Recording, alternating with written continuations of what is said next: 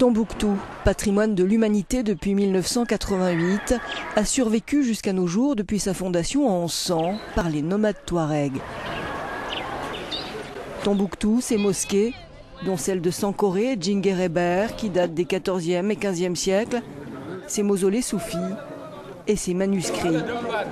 Le sort de la ville et de ses trésors fait l'objet de la plus grande inquiétude depuis que les islamistes d'Ansar Dine ont pris le contrôle de la ville en juin 2012. Ils se sont mis à détruire les mausolées dédiés à des saints soufistes qu'ils jugent non conformes à leur vision rigoriste de l'islam. Quelques jours auparavant, l'UNESCO avait classé la ville au patrimoine mondial en péril. Et cela n'a fait qu'encourager les destructions. En juillet 2012, la directrice générale de l'UNESCO disait son inquiétude. Nous sommes très préoccupés par ce qui se passe au Mali, disait alors Irina Bokova. Très préoccupés par les destructions dans ces sites historiques classés au patrimoine mondial. Il y a des mausolées, il y a des mosquées, des manuscrits qui ont une énorme valeur pour l'humanité.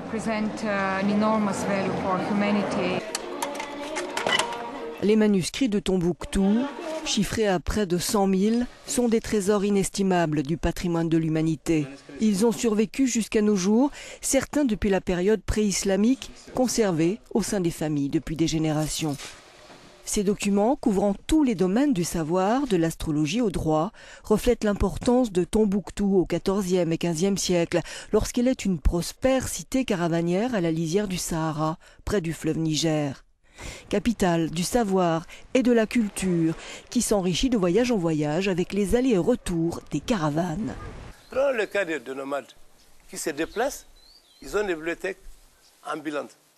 Au moment où le campement se déplace, on met tous les manuscrits dans un sac en cuir, on creuse un trou et on le met là-bas.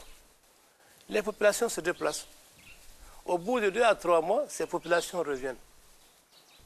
Et comme ils connaissent bien le terrain, ils déterrent la bibliothèque. Dans certains cas, ils voyagent avec la bibliothèque, mais dans des conditions pénibles. Avant même l'arrivée des islamistes, leur état était jugé préoccupant. Et de gros efforts avaient été entrepris pour sauver les manuscrits, menacés par l'humidité, le sable et les termites.